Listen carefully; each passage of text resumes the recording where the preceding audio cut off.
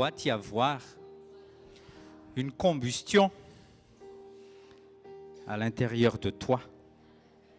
Une combustion de la parole avec la foi, afin que tu sois transformé. Amen. Et je proclame cela dans le nom précieux de Jésus-Christ. Le changement, tu ne vas pas voir le changement de ce monde tant que toi tu ne changes pas. Et il n'y a que la parole de Dieu qui est capable de nous changer. Aujourd'hui, c'est l'école de prospérité. Dis encore à tes voisins, la prospérité, ça ne veut pas dire argent. Donc, je ne vous promets pas de l'argent, mais je vous promets la réussite. Si toi, tu écoutes la parole de Dieu, si tu marches droit, avec droiture et avec justice, avec lui. Amen. Oui, bien sûr, si on ne prêche que sur la prospérité, ça, c'est pas bon. Ça boite. Mais l'évangile, répète avec moi, l'évangile, ça concerne mon esprit, mon âme et mon corps. Amen. Donc, même mon corps doit être béni. Et la bénédiction de ce corps, premièrement, il a à manger, il a à boire. Et Exode 23, 25. Exode 23, 25.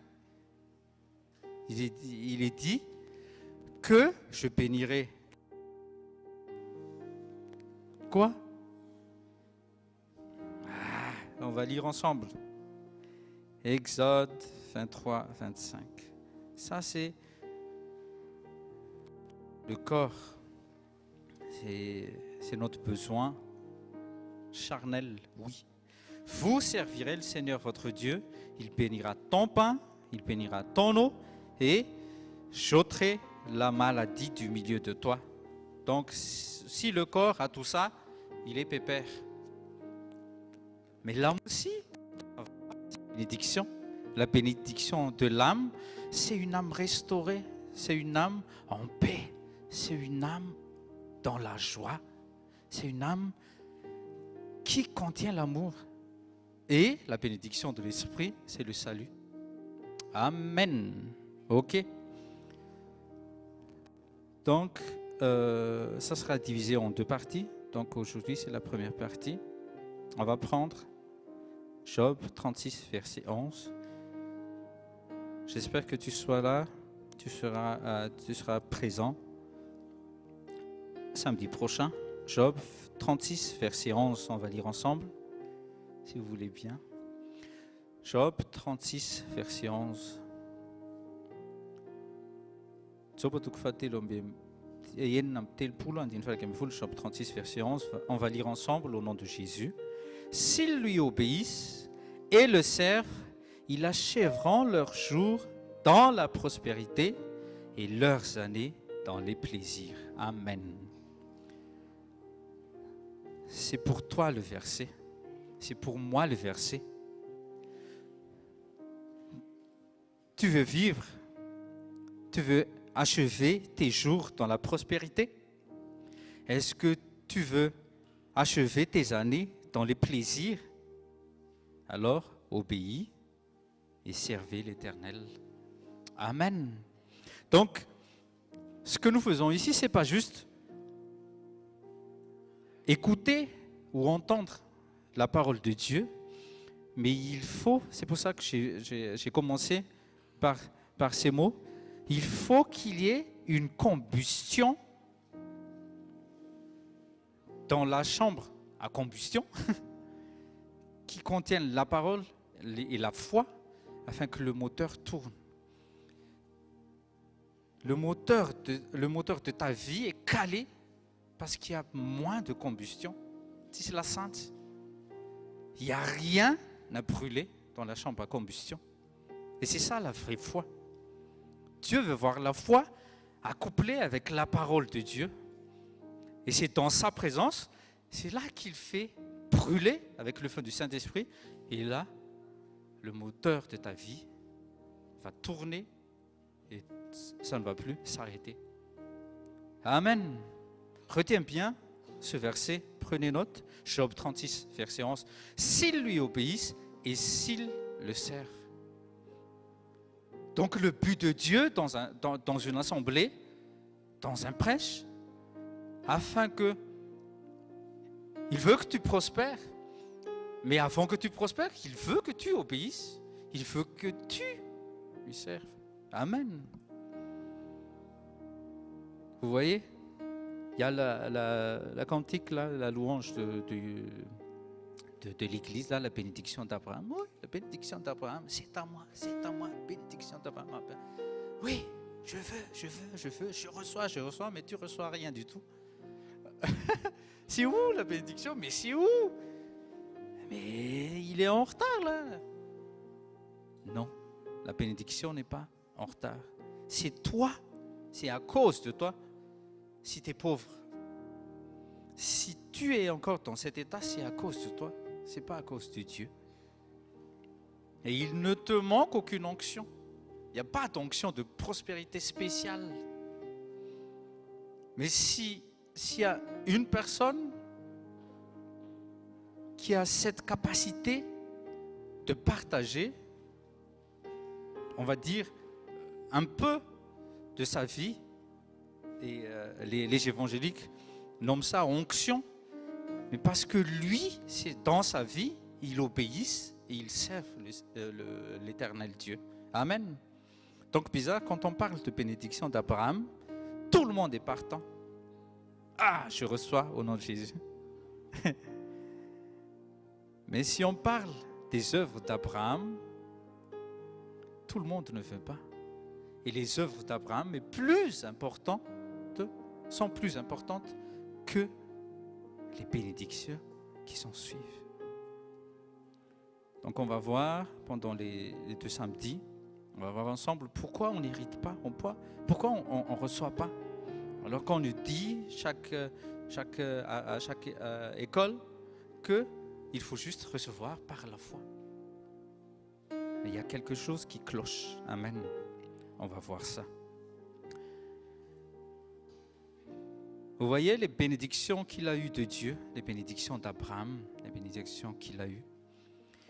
Il aura fallu qu'il soit éprouvé pour l'obtenir. Donc vous et moi aussi, ce n'est pas juste en chantant ou en proclamant ou en lisant l'histoire d'Abraham qu'on va recevoir toutes les bénédictions, qu'on va porter le nom de héritier d'Abraham. Ok?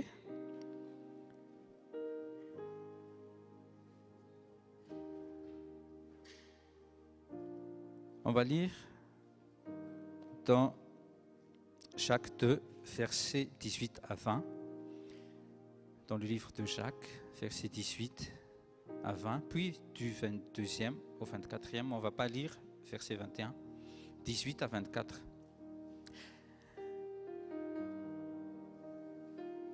Tu n'auras rien du tout et tu ne recevras rien du tout. Et tu n'es pas héritier si tu ne fais pas quelque chose. Et il est temps de bouger, les gens. Il est temps de bouger. Il ne faut pas juste dire j'ai la foi, mais montre ta foi avec tes œuvres. Jacques 2, 18 à 24, dans le nom de Jésus. On va lire ensemble. Lisez avec moi. Oui, un homme peut dire tu as la foi. Et moi, j'ai les œuvres. Montre-moi ta foi sans tes œuvres. Et moi, je te montrerai ma foi par mes œuvres. Donc, la foi se montre. Amen. Donc la foi est palpable. On peut voir la foi. Comment? Par tes œuvres. Il y a beaucoup de gens, surtout les religieux, qui se disent en eux-mêmes, oui, j'ai la foi, oui, je crois, mais ils ne bougent pas. Mais c'est quoi bouger?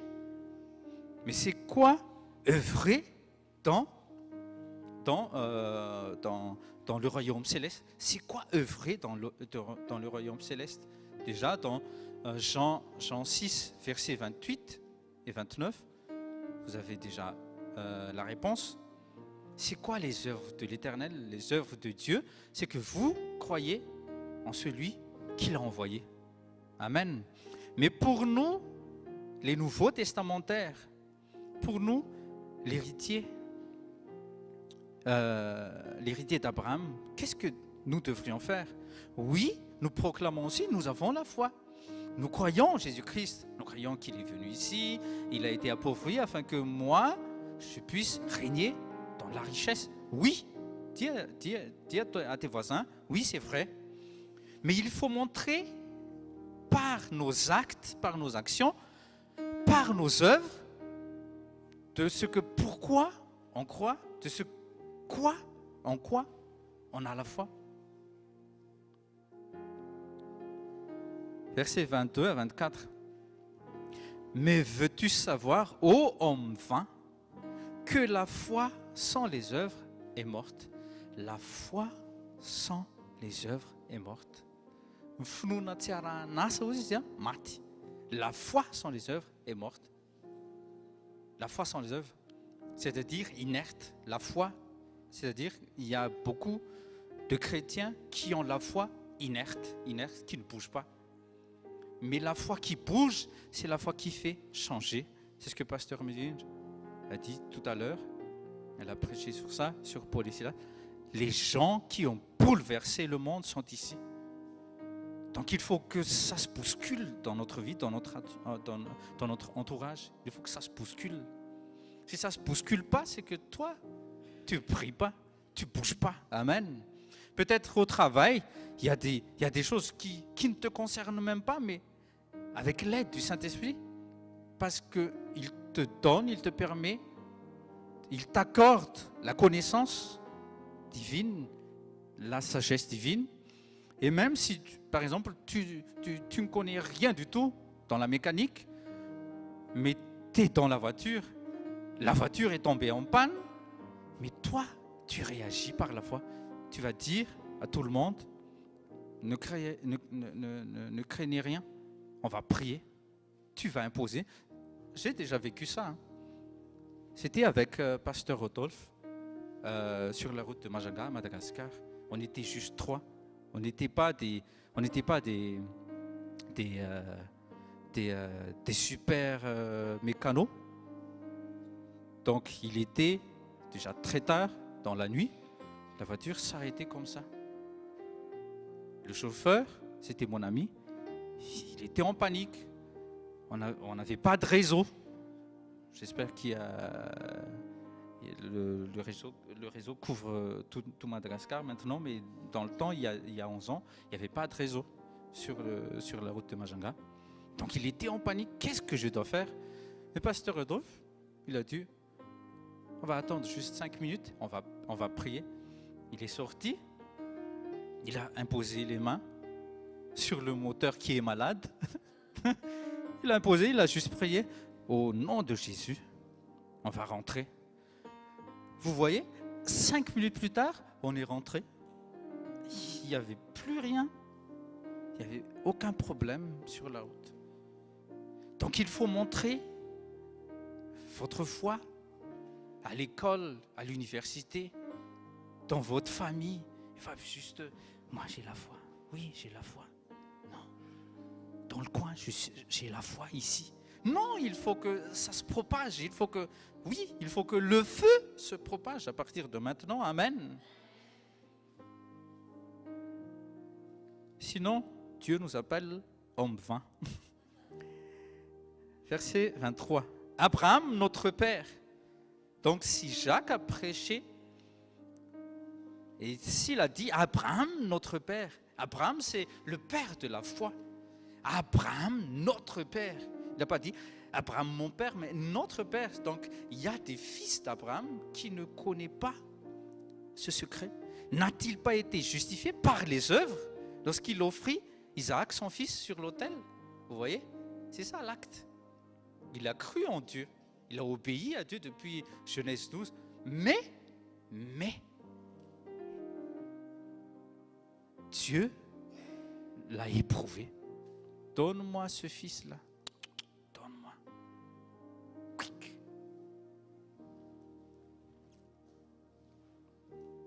Vois-tu comment la foi agissait avec ses œuvres et que par les œuvres, la foi fut rendue parfaite. Donc si tu veux voir aussi ta foi parfaite selon Dieu, donc il faut agir. Vous voyez donc comment l'homme est justifié par les œuvres et non par la foi seulement. Alléluia. Prenez note s'il vous plaît.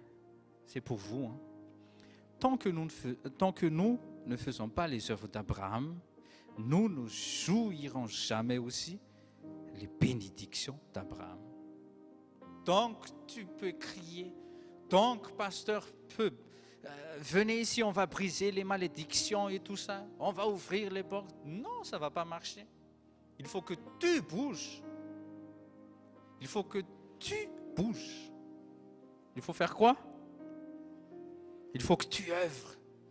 Il faut que tu bouges, oui. Il faut que tu œuvres. Je crois. Oui, amen. Mais après les amen, ok, je me lève, je vais le faire. Dis à ton voisin, c'est simple. Ne complique pas l'évangile. Ne cherche pas les 7 clés de la prospérité, non. Il y a juste une clé.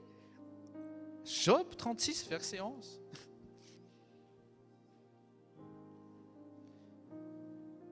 Tu peux chercher toutes les clés possibles, mais tu n'auras rien du tout. Oui, certes, Dieu ne va plus nous demander de sacrifier. Par exemple, mon fils Joshua, apporte Joshua ici, on va couper sa tête. Non. Mais non, Shiny. C'est juste, c'est juste un exemple, Shiny. Non, Dieu ne va plus le faire. Dis à ton voisin, pourquoi Dieu ne fera plus ça? Dis à ton voisin, pourquoi? Est-ce que tu sais pourquoi Dieu ne va plus demander un sacrifice humain? Parce qu'il a déjà fait en le corps de Jésus-Christ. Acclamons Seigneur. Merci Jésus. Vous voyez, il n'y a plus de sacrifice. Si quelqu'un te dit, fais un sacrifice pareil comme Isaac, non. Il faut chasser ça. C'est un démon. Par exemple, tu as une vision. Le soir, tu dors. Et tu as une vision. Il y a un hôtel. Et Dieu me dit, apporte Joshua. Je me lève tout de suite et je chasse au nom de Jésus. Parce que Jésus a déjà payé. C'est lui notre Pâques. Alléluia. C'est l'agneau immolé.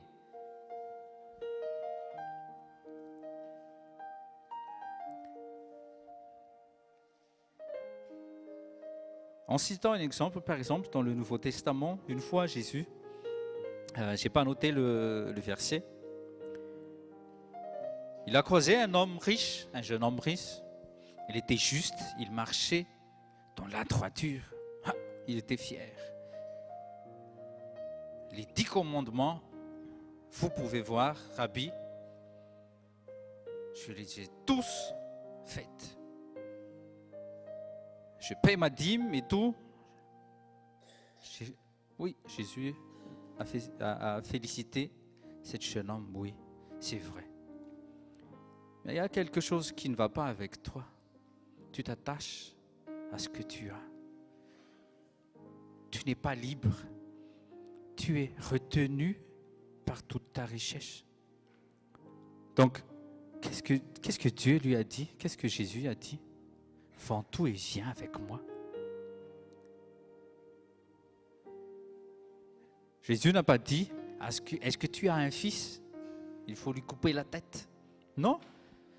Il a vu, comme il a vu Abraham s'est attaché à son fils. Parce qu'imaginez-vous, pendant 75 ans, il a attendu Isaac. à 100 ans, 25 ans plus tard, il a eu le fils, un seul fils unique. Mais, dès qu'il a mis tout son cœur en Isaac, Dieu a dit, tu t'attaches à ton fils, bon, maintenant, confie-le-moi. C'est ce qui est arrivé à ce jeune homme. Toi, tu t'attaches à ton argent et tout ce que tu as là, les chameaux et tout ça. Bon, donne à moi, et viens avec moi. Il n'a pas su offrir son Isaac. Dis à tes voisins, découvre ton Isaac. Amen. Et quand vous saurez, c'est quoi votre Isaac?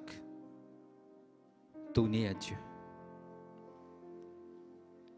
Le cœur d'Abraham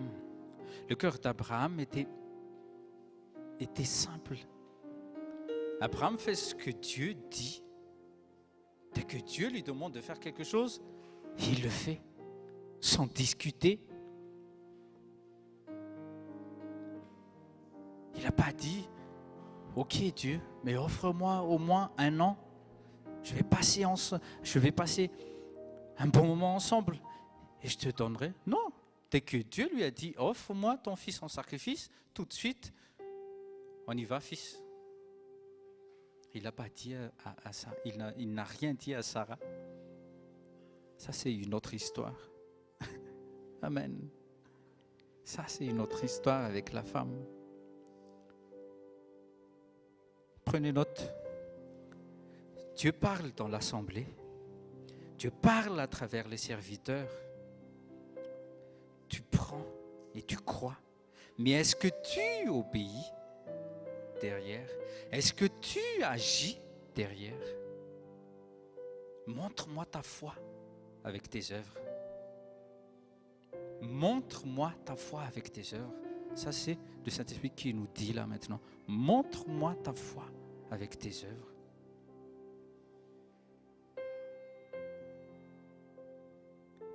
C'est la foi en action que Jésus veut voir ces derniers temps.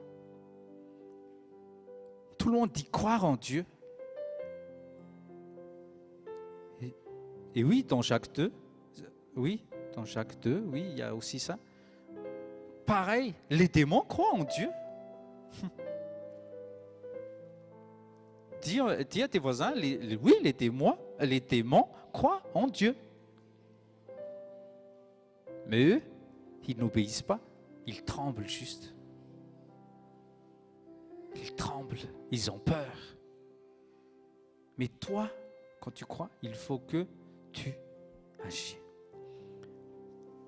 Donc j'ai dit tout à l'heure, tant que les œuvres d'Abraham ne sont pas vôtres, les bénédictions d'Abraham vous seront inaccessibles. Et quand Dieu dit inaccessible, c'est inaccessible. Donc tu peux entendre que Dieu a fait ceci, Dieu a fait cela avec Abraham, il est le père de la foi, donc il suffit juste d'avoir la foi. Mais si tu ne fais pas les œuvres d'Abraham, toutes les bénédictions que tu vas lire, par exemple dans Deutéronome 28, tu peux lire, tu peux proclamer dans ta maison, dans ta voiture, là où tu travailles, là où tu je sais pas. Mais tu n'auras rien du tout. Qu'est-ce qu'il faut faire alors? Romains 10, versets 10 à 17. Donc le Saint-Esprit nous dit, il ne suffit pas juste de croire à la parole. Il ne suffit pas juste d'écouter la parole et c'est tout. Romains 10, versets 10 à 17. Au nom de Jésus. Car celui qui croit dans son cœur, Dieu le déclare juste. Celui qui affirme de sa bouche, Dieu le sauve. En effet, l'Écriture dit, celui qui met en lui sa confiance ne connaîtra jamais le déshonneur. Ainsi, il n'y a pas de différence entre juifs et non-juifs, car tous ont le même Seigneur qui donne généreusement à tous ceux qui font appel à lui. En effet, il est écrit, verset 13, « Tous ceux qui feront appel au Seigneur seront sauvés. » Mais comment feront-ils appel à lui s'ils n'ont pas cru en lui? Et comment croiront-ils en lui s'ils ne l'ont pas entendu? Et comment entendra-t-il s'il n'y a personne pour le leur annoncer? Et comment y aura-t-il des gens pour l'annoncer s'ils ne sont pas envoyés? Aussi est-il dit dans l'Écriture qu'ils sont beaux les pas de ceux qui annoncent de bonnes nouvelles. Verset 16, mais malheureusement, dis avec moi, malheureusement. Mais malheureusement, tous n'ont pas obéi à cette bonne nouvelle. Donc il faut aller prêcher les gens. Il faut aller prêcher, il faut aller témoigner Jésus-Christ. Il faut aller témoigner Jésus-Christ. Témoigne de ce que Jésus a déjà fait jusqu'à aujourd'hui. Témoigne. Partage. Malheureusement, tous n'ont pas obéi. Ésaïe déjà demandait, Seigneur, qui a cru à notre message? Donc la foi naît du message que l'on entend, et ce message, c'est celui qui s'appuie sur la parole du Christ. On s'appuie sur la parole du Christ, on entend la parole du Christ, et la foi naît. Et cette foi, il faut bien s'en occuper. Vous voyez, la Bible, ce que nous avons là, la Bible. La Bible, c'est la seule banque de la volonté de Dieu. Tu ne vas pas voir la volonté de Dieu écrite nulle part. La volonté de Dieu, c'est dans la Bible. Fermez vos yeux et répétez avec moi. Je veux connaître la volonté de Dieu. Je vais lire la Bible. Je veux être conduit par l'Esprit de Dieu. Je vais faire ce que la Bible dit de faire. Amen. Si vous voulez connaître la volonté de Dieu, lis la Bible. Si toi tu veux être conduit par l'Esprit de Dieu, fais ce que te dit la Bible. Un point, c'est tout. Ne compliquez plus l'évangile. C'est simple, lis la Bible afin que tu connaisses la volonté de Dieu. Et après avoir connu, reçu la volonté de Dieu, agis, laisse-toi conduire par le Saint-Esprit. Et là, tu vas voir la prospérité dans tout ce que tu vas œuvrer. Amen. Vous voyez, la Bible écrite est équivalente à entendre la voix de Dieu. Il faut juste noter 1 Samuel 3, 19. 1 Samuel 3, 19. 1 Samuel 3, 19. La Bible écrite est équivalente à entendre la voix de Dieu. Ah, parle Seigneur. Après, le Saint-Esprit te conduit à lire tel ou tel verset, tel ou tel chapitre, tel ou tel livre dans la Bible, et tu dis, mais pourquoi Dieu ne me parle pas? Mais tu viens de lire la Bible, c'est toi qui n'écoutes pas, c'est toi qui n'obéis pas. C'est ça le problème, c'est ça ton problème. Parce que toi, quand tu as lu la Bible, l'Ancien Testament, oui, Dieu, tu as parlé à Élisée, moi aussi je fais entendre, mais reste là. Tu veux entendre Jésus, lis la Bible. S'il le veut, il te parle. S'il ne veut pas, lis la Bible. Dis à tes voisins, est-ce que tu as entendu Jésus-Christ parler? Comment tu es arrivé au salut? En écoutant quelqu'un qui a lu la Bible et il a apporté une révélation. Il a apporté le Turten, la prêche, et tu as cru. Tu as reçu la lumière, tu as reçu le Saint-Esprit, et là il y a eu transformation et tu es sauvé. Amen. Donc on peut entendre Jésus-Christ mais ne pas être sauvé. Tout le monde, tout Jérusalem, toute la Judée, ils ont vu le Messie. Vous voyez ou pas? Dans la Bible, ils ont vu Jésus marcher avec eux, manger avec eux. Mais qu'est-ce qu'ils ont fait? Ils n'ont fait que critiquer. Ah, regarde celui-là, il mange avec les prostituées, avec les... Vous voyez? Donc, je je veux te voir Jésus-Christ. Mais il y en a qui ont vu Jésus-Christ et ça n'a pas changé leur vie. Ils n'ont rien eu. Il y avait eu que dalle. 6 transformations, il n'y avait rien du tout. Mais comme Jésus disait à Thomas, heureux,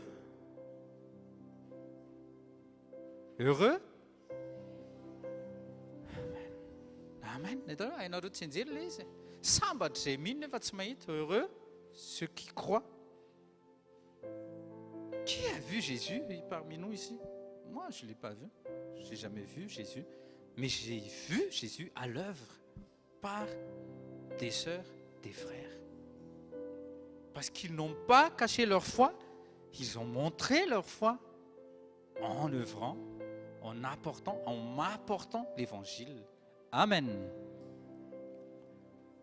Donc, en cette année 2019, fais les œuvres de Dieu.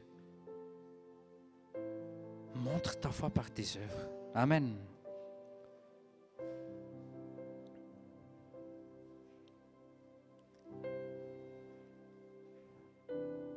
Derrière les prêches et tout, dès qu'on lit la Bible et tout, on crie Amen, mais on ne reçoit rien. Peut-être qu'en criant le premier, peut-être que c'est moi qui l'aura. Non, ce n'est pas question pour un champion avec le buzz. Amen, amen, amen, amen. Non, Dieu n'a pas dit fais Amen à toute chose. Hein.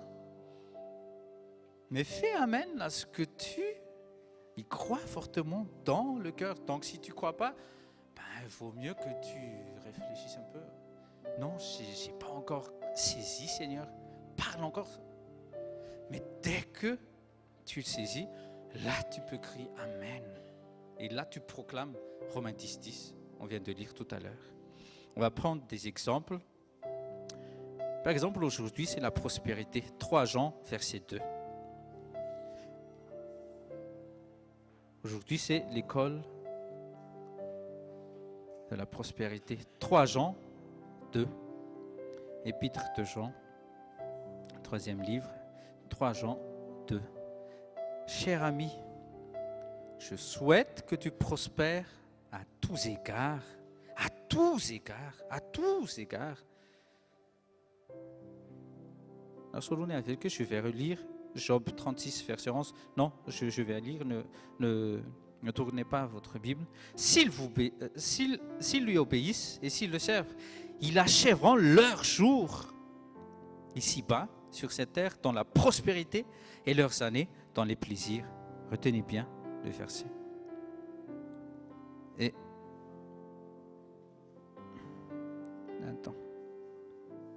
Et dans 3 Jean 2, je souhaite que tu prospères à tous égards.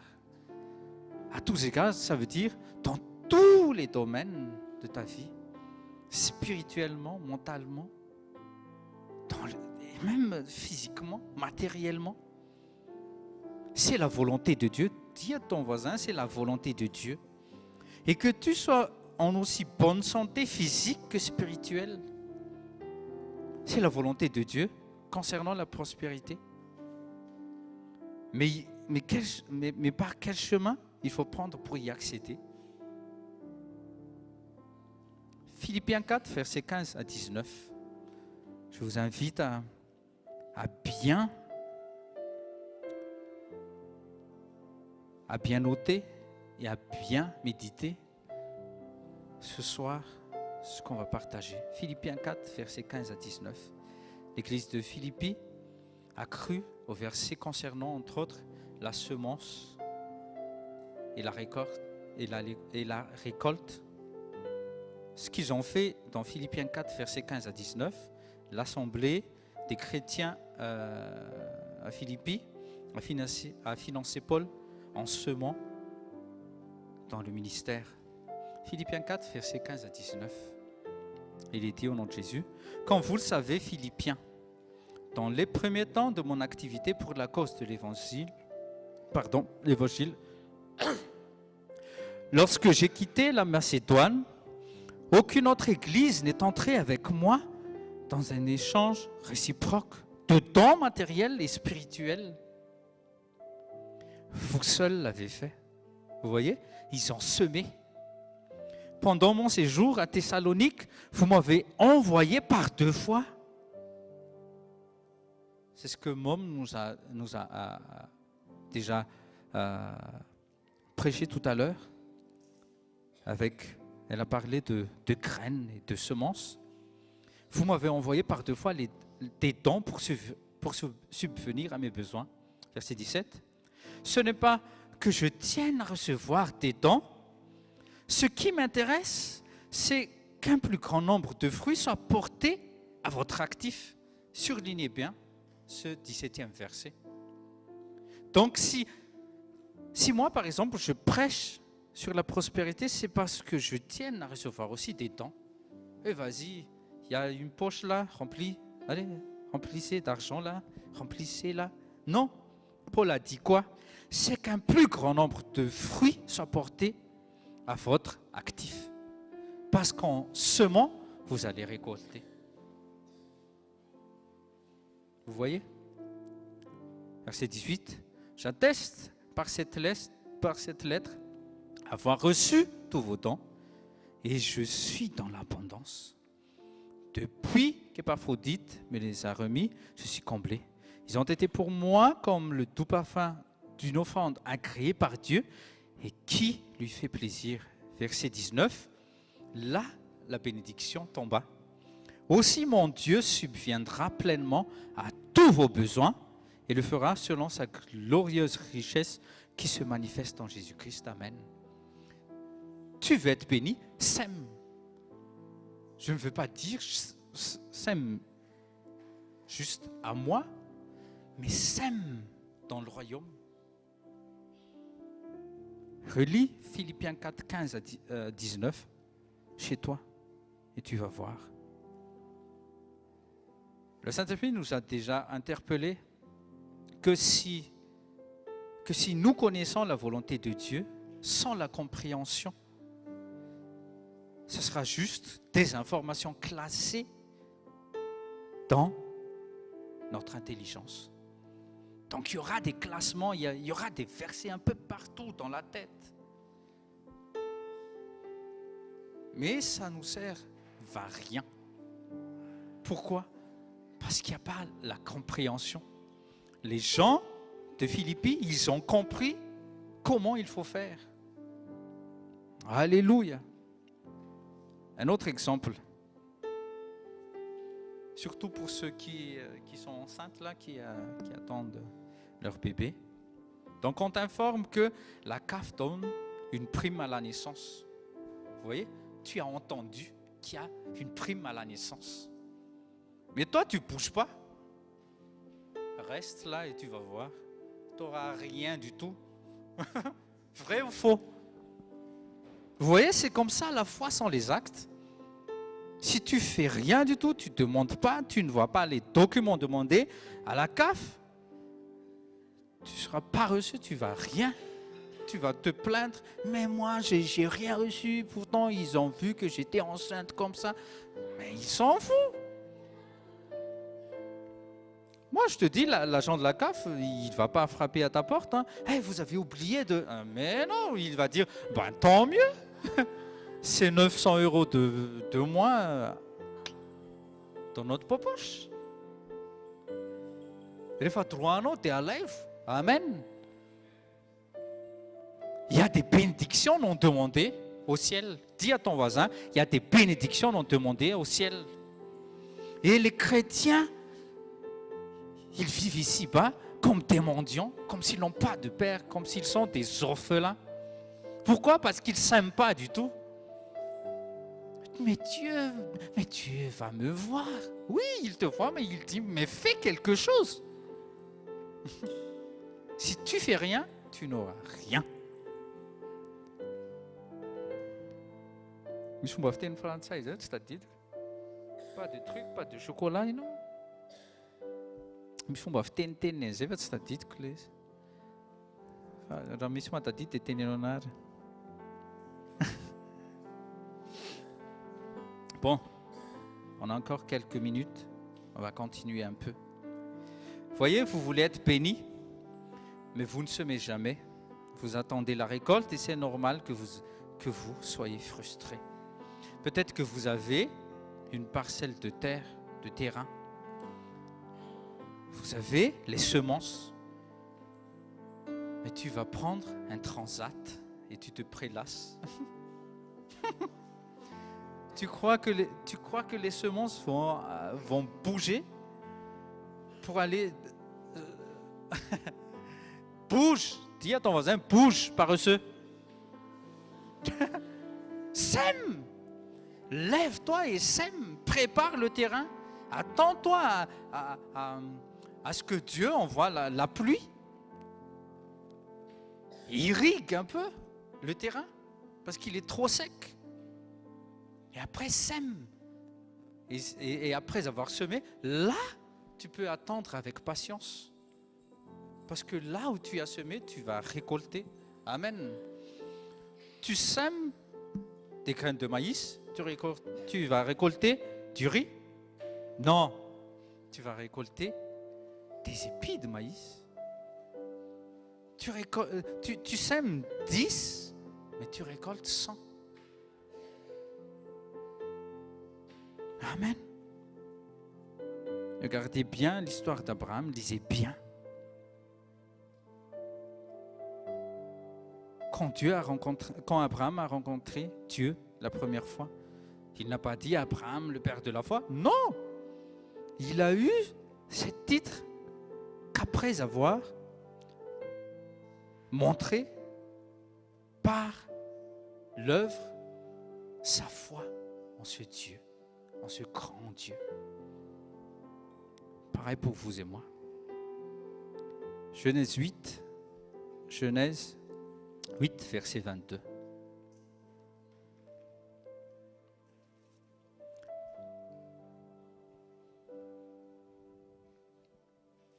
Ce n'est pas un homme qui les a établis, c'est Dieu qui établit toutes choses. Genèse 8, 22, il est dit dans le nom de Jésus, on va lire, il faut que tu lises avec moi. Genèse 8, 22, au nom de Jésus. Aussi longtemps que la terre subsistera. Est-ce que la terre subsiste encore? Ben. Semaille et moisson, froid et chaleur, été et hiver, jour et nuit ne cesseront jamais. Là, on est en hiver. Quelquefois,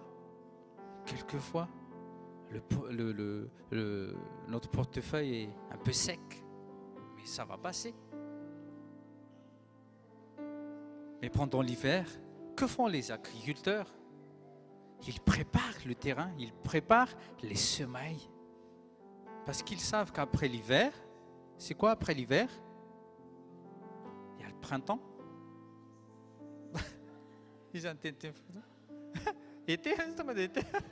Quand c'était ça, il y a le printemps, vous voyez, après l'été. C'est pendant le printemps que on sème. Oh, les gens.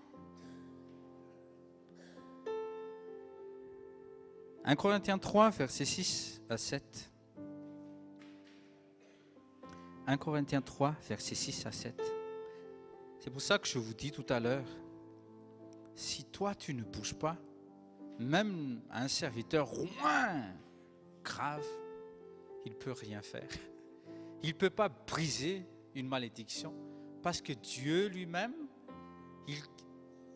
il a dit dans Malachie, on va lire peut-être aujourd'hui ou samedi prochain, qu'une malédiction nous couvre. Et Dieu ne peut pas faire. Parce que tu désobéis. 1 Corinthiens 3, versets 6 à 7. Là, c'est Paul qui parle. Moi, j'ai planté. Apollos a arrosé. Mais c'est Dieu qui fait croître. C'est qui fait croître? C'est Dieu. Donc, quelqu'un peut semer des versets bibliques à propos de prospérité, à propos de guérison, à propos de telle ou telle bénédiction. Et quelqu'un va venir Par exemple, le prophète Yohan ou le prophète Massaro, il arrose, mais il ne peut rien faire. Je ne peux rien faire. Mais c'est Dieu qui fait croître. Amen. Peu importe en fait qui plante et qui arrose. Donc peu importe les prêches, peu importe, je vous bénis au nom de Jésus, peu importe. Celui qui compte, c'est Dieu qui fait croître. Donc à partir d'aujourd'hui, ne regardez plus sur l'homme, mais regardez sur le Dieu qui a envoyé l'homme prêcher. Romains 10, versets 10 à 17 qu'on vient de lire. On partage les versets bibliques, on vous partage les révélations, on vous montre le chemin, mais il faut que vous empruntez ce chemin. Amen.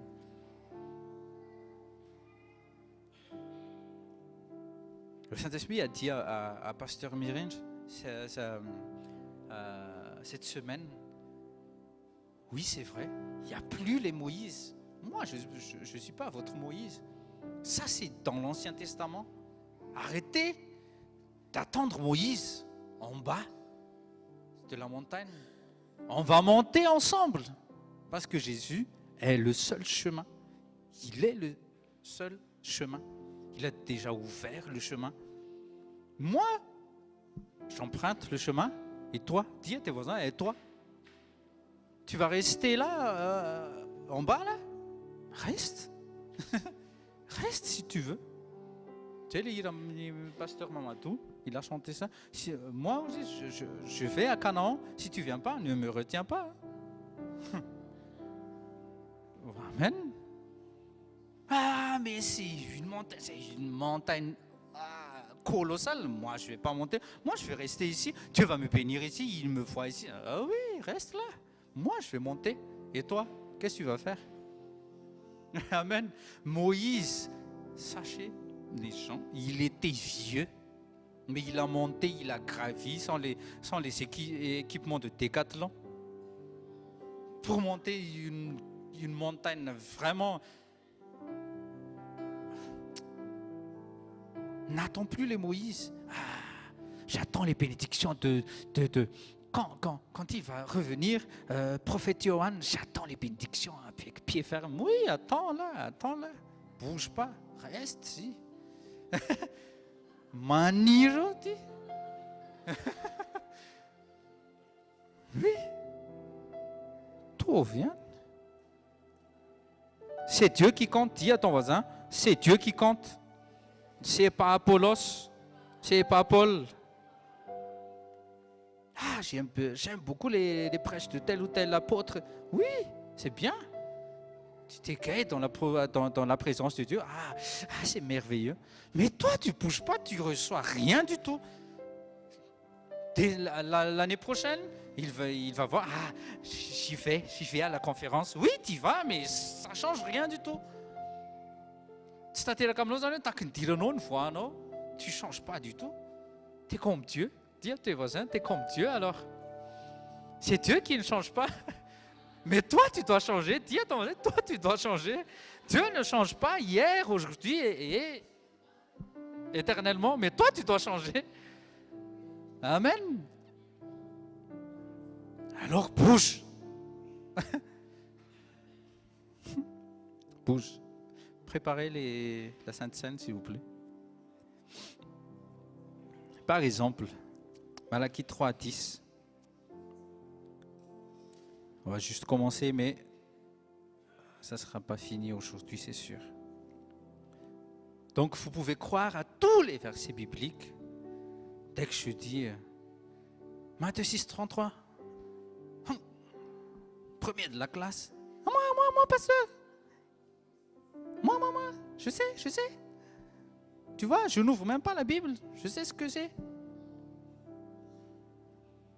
Mais est-ce que ce que tu connais et ce que tu sais, est-ce que c'est vrai dans le cœur?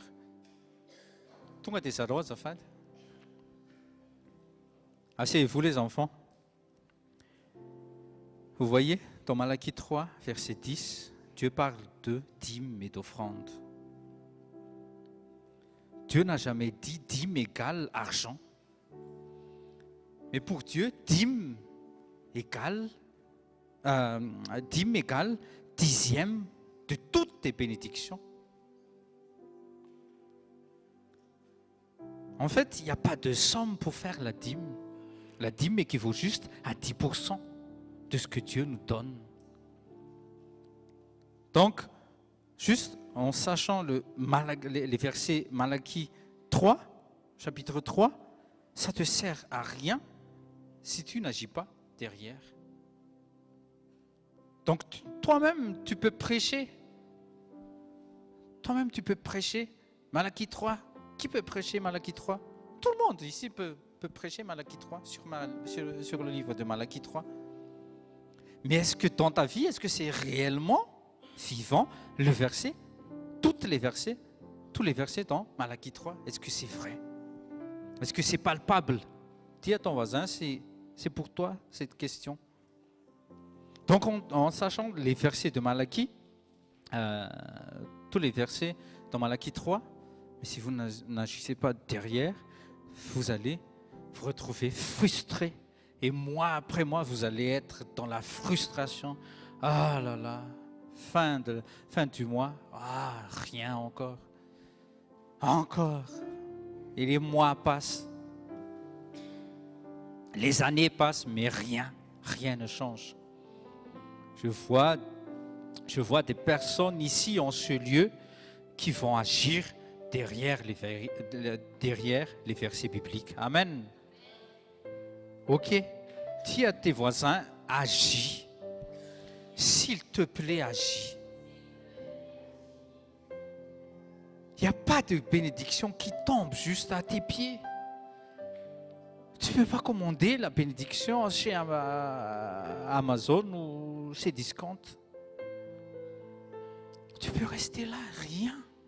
Il n'y a rien à faire, je vous dis, il n'y a rien à faire. Tu peux toujours rester là, mais rien.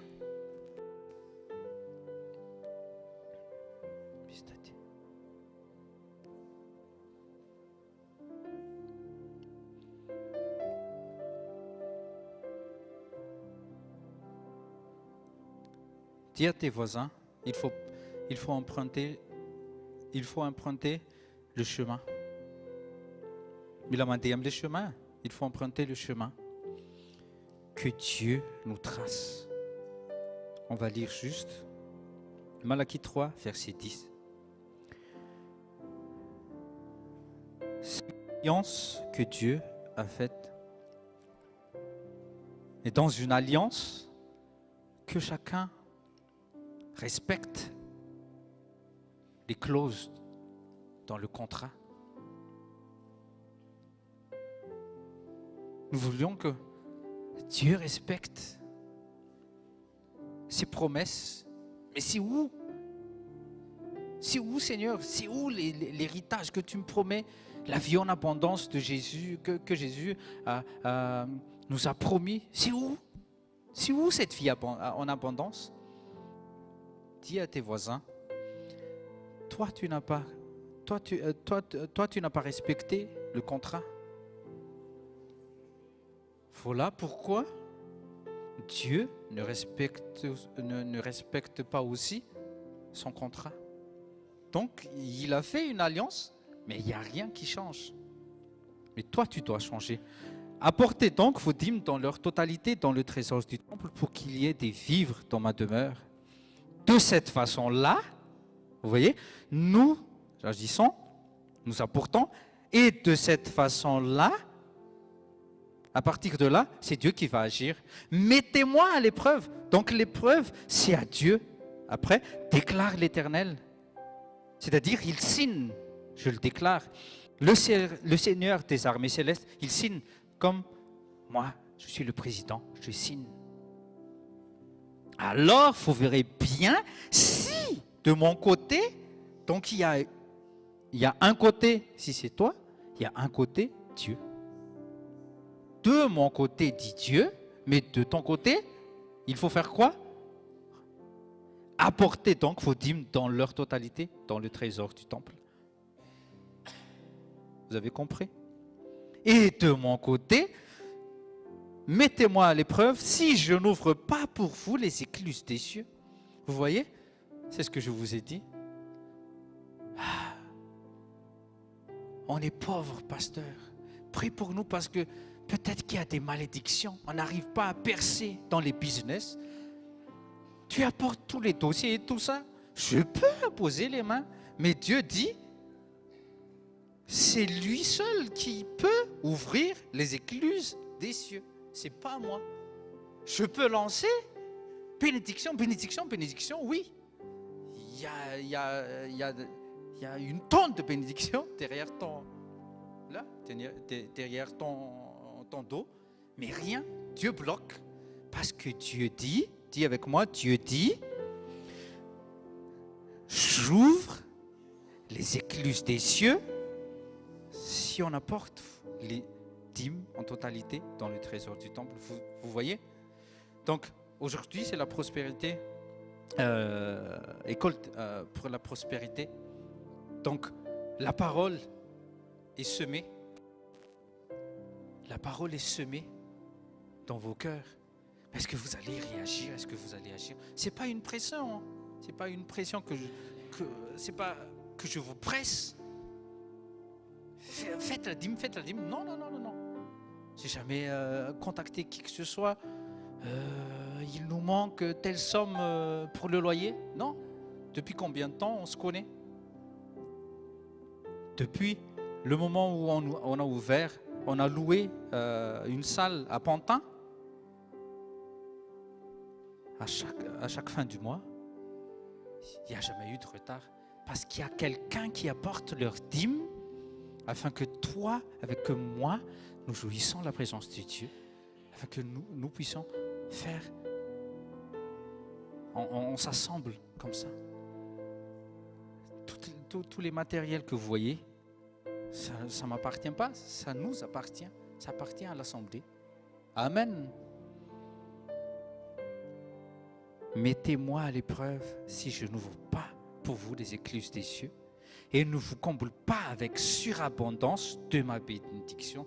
Dis à ton voisin, dis à tes voisins, devant, derrière, côté gauche, côté droite, dis, fixe bien ses yeux et dis-lui, il n'y a que Dieu qui peut ouvrir les écluses des cieux. Amen. Il n'y a pas besoin d'onction, il n'y a pas besoin d'onction de David Oyedepo, parce que lui, il prêche vraiment ce qu'il vit au fait. Et c'est pour ça qu'il est prospère, son ministère est prospère. Tu peux avoir cette onction, mais si tu ne bouges pas, rien du tout. Dis à ton voisin, rien du tout. Ne t'attends pas à récolter, tu seras encore frustré. Tu sèmes, tu récoltes. Donc la volonté de Dieu, c'est de nous combler avec surabondance. C'est ça la buse, hein? Il veut nous combler avec surabondance, pas juste avec abondance, mais avec surabondance de ma bénédiction. C'est sa volonté. Vous voyez, la foi, c'est de connaître la volonté de Dieu, mais après d'agir avec.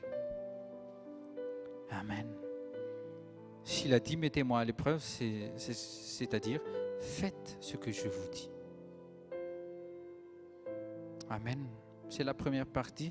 La deuxième partie, ça sera samedi prochain. Dis à tes voisins, j'espère te voir la semaine prochaine. Amen. Mais déjà, à partir d'aujourd'hui, tu vas réagir. Tu ne vas pas pleurer au pied de la montagne. Dieu bénis-moi. Dieu dit monte. Monte. Levons-nous dans la présence de Dieu. On va terminer en mangeant le corps de Jésus-Christ et en buvant le sang de Jésus-Christ. Son corps, il a dit, son corps, c'est une vraie nourriture. Amen. Et son sang, c'est un vrai breuvage. Tous ceux qui mangent mon corps et boivent mon sang hériteront la vie éternelle. Donc, entre vos mains, les gens, c'est la vie éternelle. Dis à ton voisin, est-ce que tu y crois? Vous voyez, là déjà, c'est l'application. Nous y croyons que c'est le corps de Jésus-Christ, c'est le sang de Jésus-Christ. Il y a des pasteurs, oui, il y a des pasteurs qui disent que c'est juste symbolique. Non, Jésus a dit, prenez mon corps et mangez, prenez mon sang et buvez. Alors prenez, c'est son corps, et prenez, c'est son sang. Prenez le corps de Jésus-Christ, parce que par ses meurtrissures, nous sommes guéris. Il a donné son dos à ceux qui le frappaient, et par ses meurtrissures, nous sommes guéris. Si tu y crois, mange, c'est le corps de Jésus-Christ, et ça sera validé en mangeant. Prenez et recevez votre guérison, et que la vie divine coule en vous dans le nom de Jésus. Prenez et mangez.